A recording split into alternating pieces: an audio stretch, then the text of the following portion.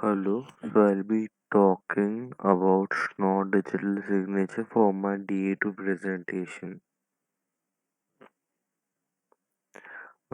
As we all know, digital signatures is a very important concept for blockchains, and the alpha chain Bitcoin is or in general any cryptographic currency has to revolve around the concept of digital signatures.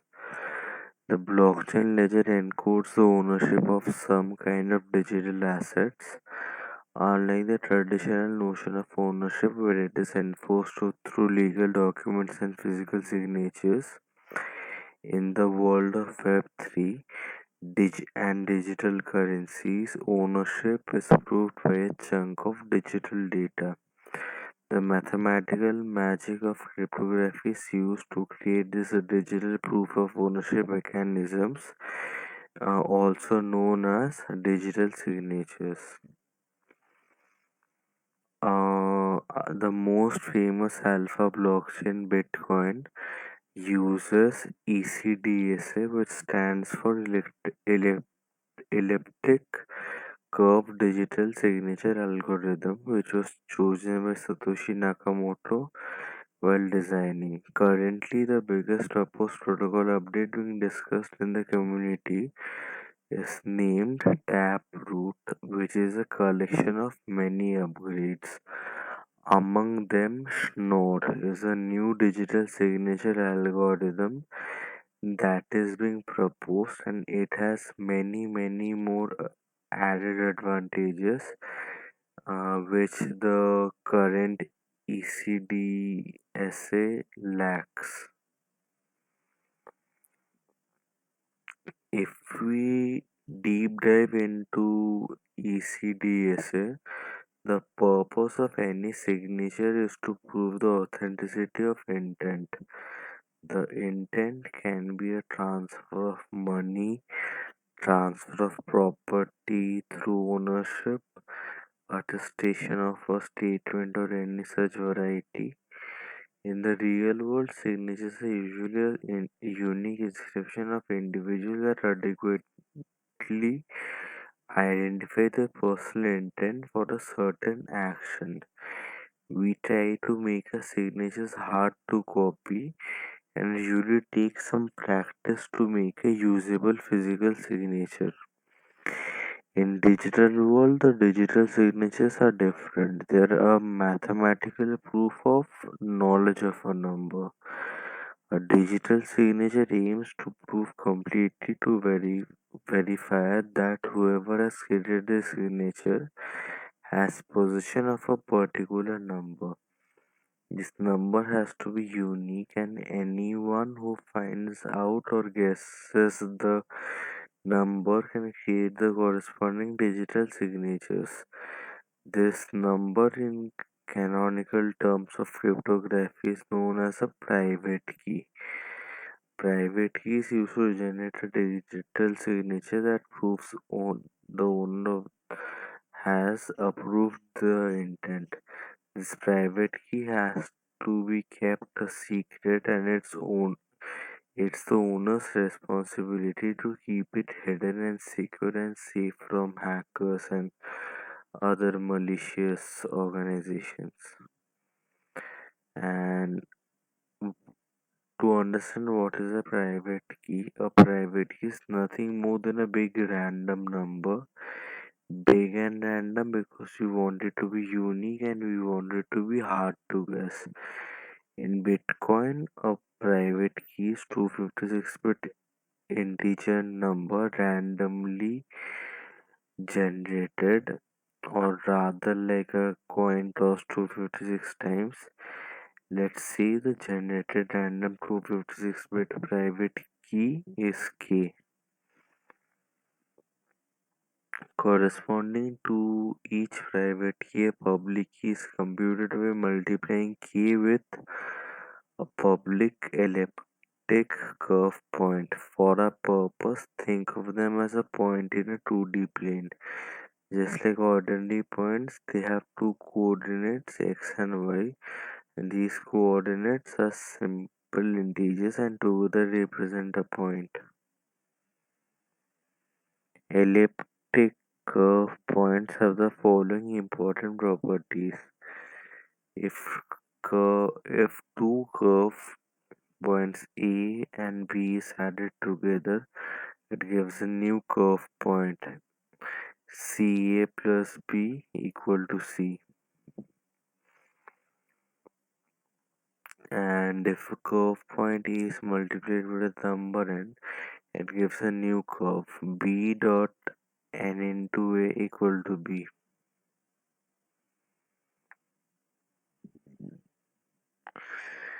Bitcoin uses the elliptic curve named SCP-256K1, which defines a publicly known curve point as generator G.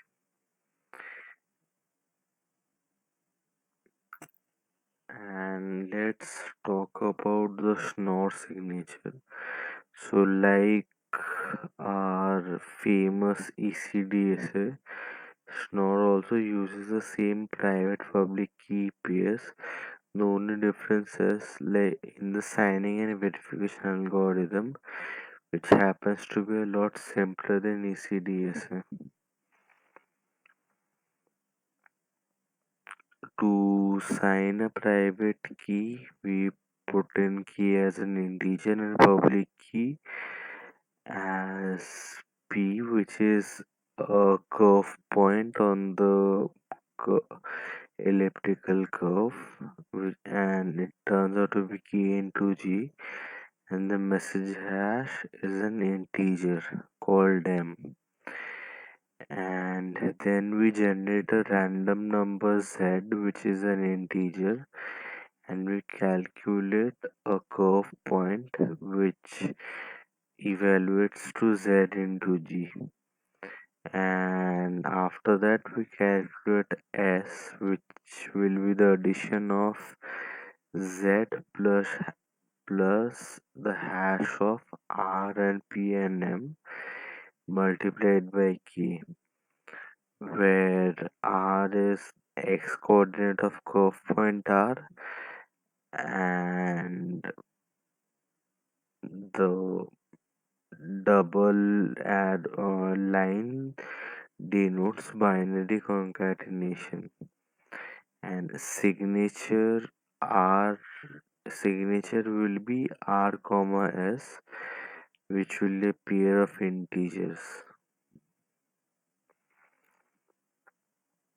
To verify the signature, we obtain the signature, which is a pair of two things, R and S, and we obtain the public key and we obtain the message. And we calculate the random point capital R from small r, which we got as input, and after that we verified by multiplying smallest into capital G, which equates to capital R plus hash of R plus P plus M multiplied by P. The only caveat in the process is to calculate the random point capital R from small r, as small r is the only x-coordinate of the curve point R. A special consideration is taken into the Schnorr algorithm proposal to unambiguously obtain any curve point given only the x-coordinate. For any elliptic curve point, for a given x-coordinate, there exist two valid points on the elliptic curve. The difference between these 2 points is y-coordinates differ in parity. One is even while the other one is odd. And also y-coordinate is given in the quadratic residue, whereas one has a square root, the other one does not.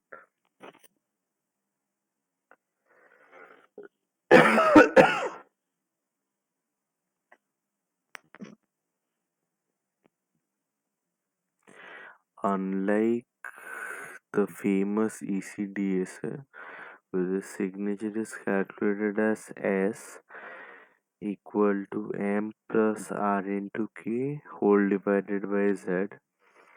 In Schnorr, it's calculated as S plus S equal to Z plus hash of R plus P plus M multiplied by K. It's noticeable that for Schnorr there is no division involved in the calculation. The small change makes Schnorr signatures linear in nature and of the generic algebraic form y equal to a plus b into x.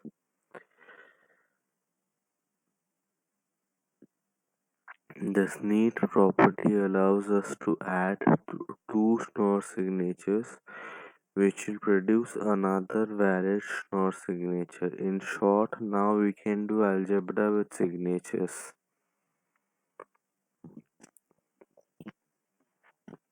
And let's say we actually do that and we come up with another key called P, which is the result of the addition of P1 and P2. And remember, curve points can be added together. So Z equal to Z1, Z2 addition of two random numbers chosen by users. M is the message being signed. Then S equal to S1 plus M2. It's a valid signature for aggregate public key P and the common message M.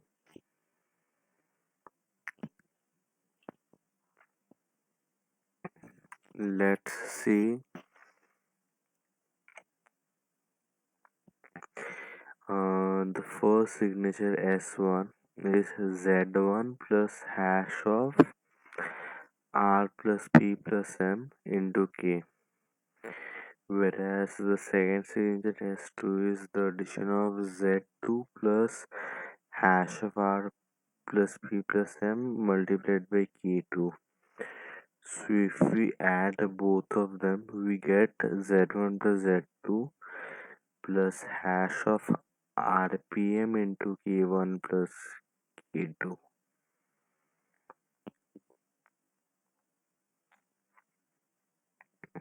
And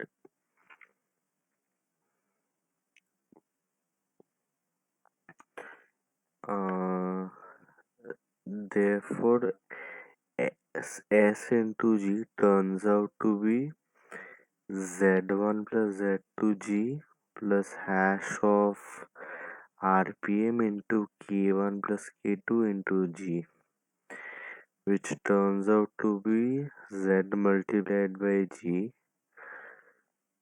plus hash of RPM into P1 plus P2, as P1 equal to K1 into G and P2 equal to K2 equal into G. Therefore, Z as G finally equates to ZG plus hash of RPM into P. So this verifies our noted assumption that S equal to S1 plus S2.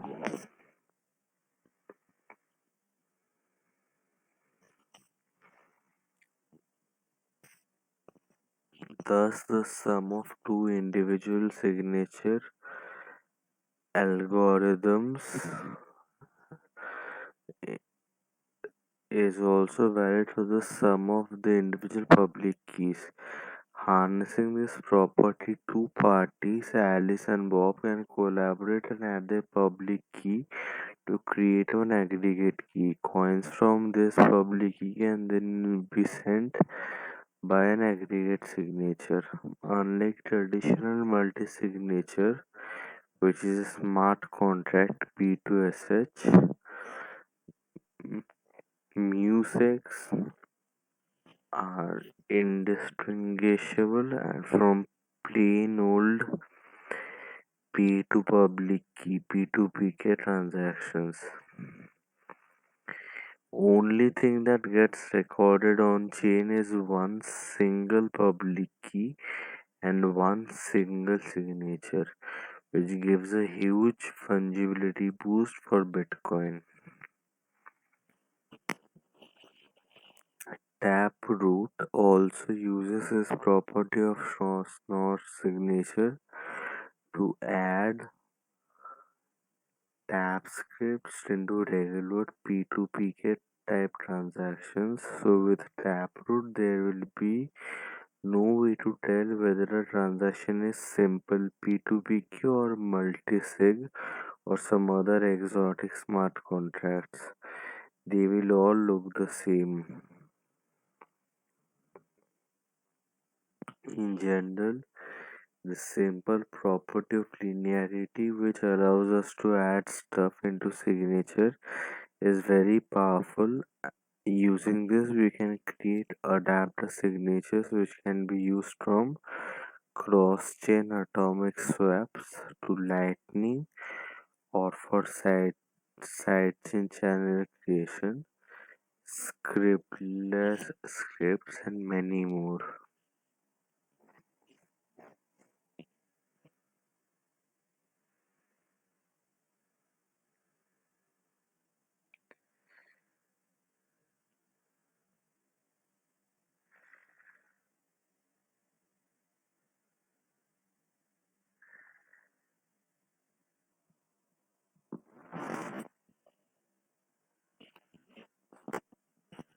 Let's see it through an example from Geeks for Geeks.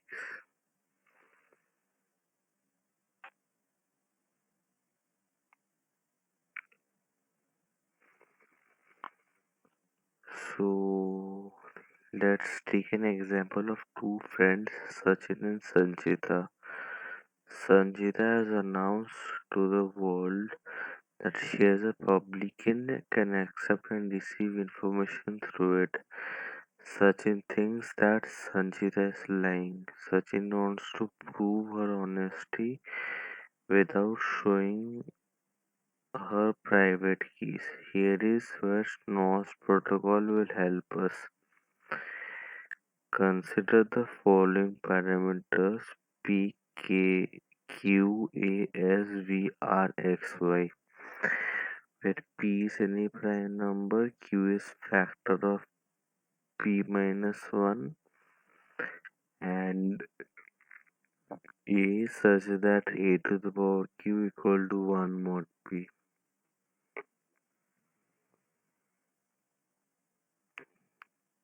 So the above three variables are global and public, which means anyone can see these three variables at a given scenario.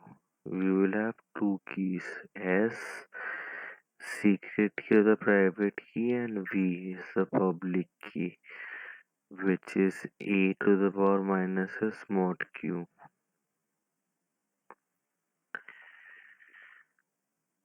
And S will be less than Q but greater than 0.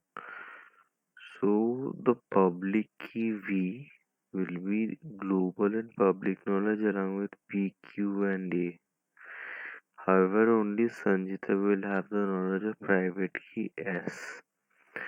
Now, Sanjita signs an encrypted message capital M, and she will follow the following steps to use Schnorr's signature. She will first choose a random number R such that R is greater than 0 but less than Q, and then she will now compute a value called capital X such that X equal to A to the power R mod P. Now that she has computed the value of X, she is going to concatenate this with the original message, same as string concatenation, and she is going to concatenate M and X to get uh, M plus X, and she is going to store the hash of this value in E. So E will be the hash of m plus x, where h is the hash function. He's going to get value y such that y equal to r plus s into E mod q. Now that all computations are over, she's going to send the following to Sachin. The message M, the signatures E and Y. Along with this, Sachin has mm, the following public piece of information. Sanchita's public key V, prime number that Sanchita chose P, Q is the factor of P minus 1 which Sanchita chose,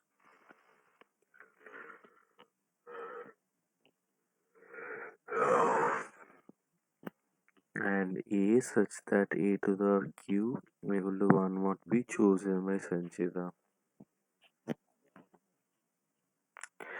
Now Sachin will have to compute x dash such that x dash equal to a to the power y into v to the power e mod p. We know that v equal to a to the power minus s. So let's substitute into the equation above and we get. And we also know that y equal to r plus s to the power e, which means r equal to y minus s to the power e. So if we substitute both the equations, finally we get x dash equal to a to the power r. And as we have already seen above, x equal to a to the power r. So technically x equal to x dash. But Sachin doesn't know the value of x because he never received that value. And all he received are the following: the message M, the signatures E and Y, and the host of public variables, public key V, P, Q, and A. So he's going to solve E by doing the following: E equal to H of M plus X dash. So by that logic, if two values of E come up to be the same, that means X equal to X dash. And this algorithm proved like applies zero knowledge proof, and it has the three properties. One is completeness, which means that Sachin was convinced of Sanchita's honesty because at the end capital X equal to X dash. And the soundness, the plan was sound because Sanchita only had one way to prove her honesty, and that was through a private key. And it also involves zero knowledge, which is the main thing. Sachin never got to know about Sanjita's private key.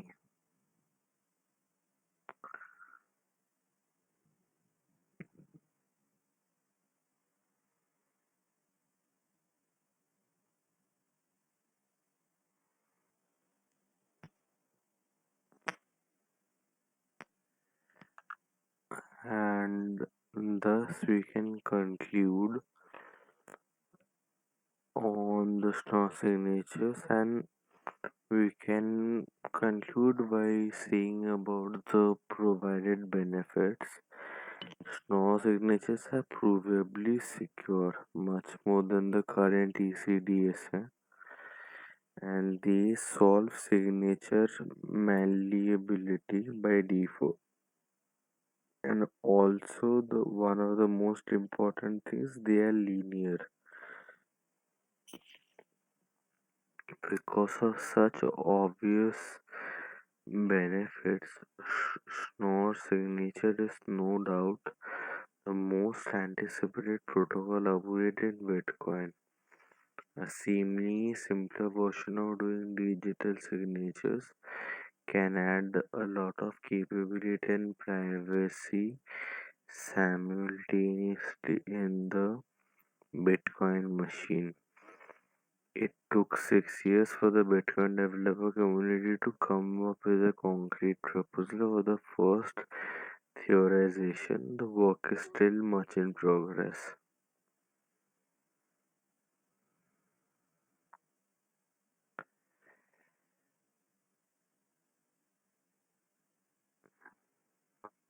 Ultimately, Bitcoin is developed by us, the users, explorers, and conspirators of this amazing and weird idea.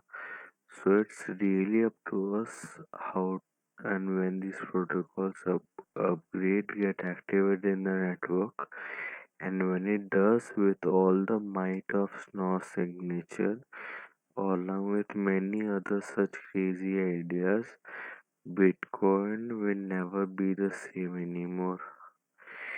Even in this bleak reality of the rogue virus and impending economic catastrophe, the future outlook of Bitcoin as always remains extremely bullish, off to the moon.